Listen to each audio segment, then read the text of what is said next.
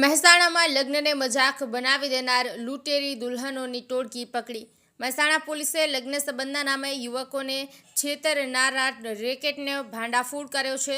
16 થી 18 વખત લગ્ન કરીને લાખો રૂપિયા પડાવનાર 2 યુવતીઓ સહિત કુલ 4 આરોપીઓને પોલીસે ઝડપી પાડ્યા છે। ચાંદની ઠાકોર અને રશ્મિકા પંચાલ નામની 2 યુવતીઓ વારંવાર લગ્ન કરી થોડા દિવસમાં પતિને છોડી ભાગી જતી હતી। લગ્ન પહેલા યુવતીના પારિવારિક પરિસ્થિતિ અંગે ખોટી માહિતી આપી લગ્ન માટે લાખો રૂપિયાની માગણી કરવામાં આવતી હતી। બોગસ આધાર કાર્ડ, સરનામા, પુરાવા વગેરે દ્વારા દરેક વખતે નવી ઓળખ ઊભી કરવામાં આવતી। જાળસાજી દ્વારા યુવતીઓએ અત્યાર સુધીમાં 18 લગ્ન કરીને અંદાજે 52 લાખ રૂપિયા પડાવ્યા હોવાની પ્રાથમિક તપાસમાં સામે આવ્યું છે। અમદાવાદનું રાજેશ ઠક્કર તથા એક અન્ય દલાલ યુવકોને સરસ સંબંધના નામે ફસાવી આ રેકેટ ચલાવતા હતા।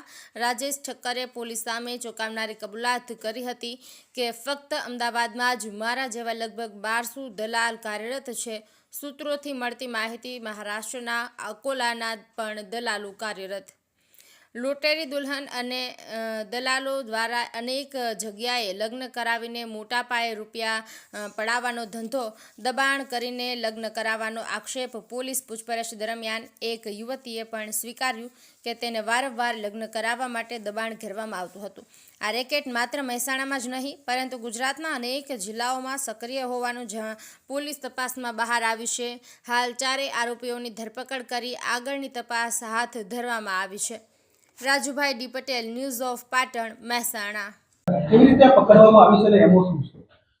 તારીખ 15/11/2025 ના રોજ બહુચરાજી પોલીસ સ્ટેશનના વિસ્તારના આદિવાડા ગામના દલાલ રવિ તમે પેલા દલાલ હતા એમને મને દેખાડ્યું કે પછી રશ્મિબેન પછી રાજુ ઠક્કર કે તારીખ 12/8/24 ના રોજ મારા ઘરે એમના ઘરે જોવા ગયા હતા।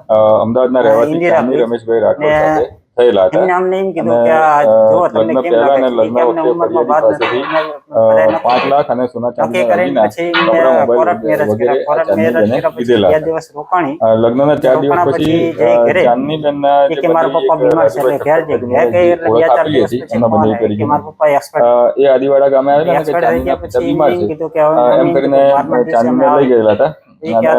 ત્યારબાદ ચાંદીનો મોબાઈલ બંધ થઈ ગયેલો અને કોઈ પણ જાતની આમની સાથે વાત કરેલી 3 લાખ રૂપિયા આપ્યા હતા। તેથી ફરિયાદીના શંકા ઉપજતા એમણે રાજુભાઈ ઠક્કરનો જેમણે 11,000 રૂપિયા કપડા બનેવી તરીકેની ઓળખ આપેલી અને મેરેજ વખતે પૈસા પણ લીધેલા હતા।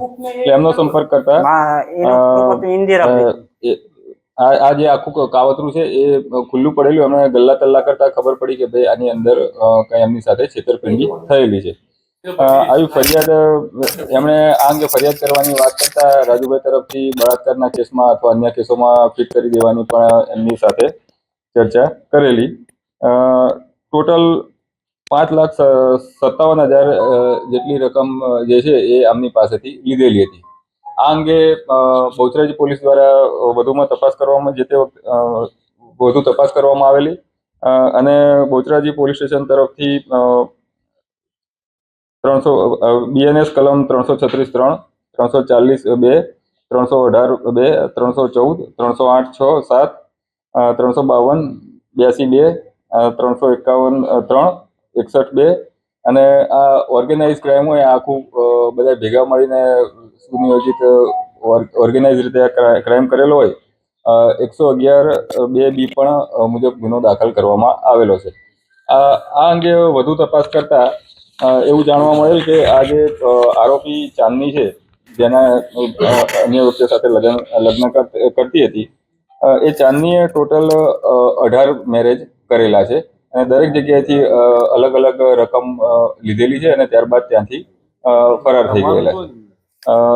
આ ઉપરાંત ચાંદનીના જે મધર છે સવિતાબેન ઉર્ફે સુશીલાબેન, વાઇફ ઓફ રમેશભાઈ સોમાભાઈ ઠાકોર, તેઓ પણ આની અંદર સંડોવાયેલા હતા। અન્ય એક રાજેશકુમાર જીવણભાઈ મોહનભાઈ ઠક્કર જે દલાલ તરીકેનું કામ કરતા હતા અને અલગ અલગ જગ્યાએ અલગ અલગ પોતાની ઓળખ આપતા હતા। એમના બનેવી તરીકેની પણ એમણે ઓળખ આપેલી છે। તે પણ આખું નેટવર્ક ચલાવતા હતા। આ ઉપરાંત એક આમની સાથે અન્ય એક રશ્મિકાબેન, વાઇફ ઓફ સચિનભાઈ પ્રદીપભાઈ પંચાલ એ પણ આમાં સંડોવાયેલા હતા અને એમના પણ અલગ અલગ 4 મેરેજ આ રીતના કરીને પૈસા પડાવેલા હોય એવી આખી હકીકત આની અંદર જાણવા મળેલી છે. અલગ અલગ જગ્યાએ મેરેજમાં આ લોકોએ પોતાના આધાર કાર્ડ પણ ડુપ્લિકેટ અલગ અલગ જગ્યાએ આપેલા છે. આધાર કાર્ડ એલસી તમામ ખોટા બનાવેલા છે. એટલે આની અંદર બનાવટી દસ્તાવેજ બનાવવા તથા એનો ખરાનો ખોટા તરીકે ઉપયોગ કરવો તે કલમોનો પણ ઉમેરો કરવામાં આવેલો છે. અંદાજિત જે રકમ છે આ તમામ મેરેજમાં એનો આંકડો આશરે 52 લાખની આસપાસ થાય છે અને સોના ચાંદીના દાગીના પણ આની અંદર સામેલ છે. છેતરપિંડીનો કેસ થયેલો છે. છેતરપિંડી કરીને ફરાર થઈ જાય, લૂંટ કરી. આ આખું જે ક્રાઇમ આ ઓર્ગેનાઇઝ ક્રાઇમ જ છે અને આ પૈસા પડાવવાના ભાગરૂપે જ આખું કાવતરું કરવામાં આવ્યું એ સ્પષ્ટપણે આમાં દેખાય છે. અને 1-2 વખત કોઈ જગ્યાએ કોઈ મનમેળ ના થયો હોય તૂટ્યા હોય એ અલગ વસ્તુ છે, પણ 18 મેરેજ જે કરવામાં આવેલા છે અને ખોટી ઓળખ પણ ઘણી જગ્યાએ આપવામાં આવેલી છે. ક્રાઇમ જ છે. જતા રહે પાછા આયા ને પછી ફોન બધા સ્વિચ ઓફ કરી દીધા, કોન્ટેક્ટમાં આવતા નથી. કરું છું આજે છેલ્લા ખાસ તો ફેરવતો છું. મેરેજ એવી વસ્તુ છે કે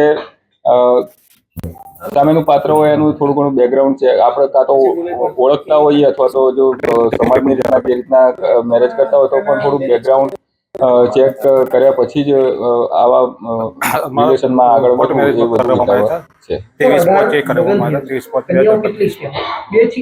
અત્યારે હાલ 2 કન્યાઓ અને એક અન્ય પણ કન્યા વિગતો થોડી મળેલી છે, પણ એની હજી થોડી તપાસ બાકી છે. અને જે આધાર કાર્ડ અને જે ડુપ્લિકેટ સર્ટી બનાવી ક્યાં બનાવ્યા છે આ પ્રાથમિક વિગતો છે. એ ક્યાં બન્યા છે એ હજી તપાસનો વિષય છે. પ્રાથમિક જે વિગતો મળેલી છે એ એની માહિતી હાલ આપણે આપી છે.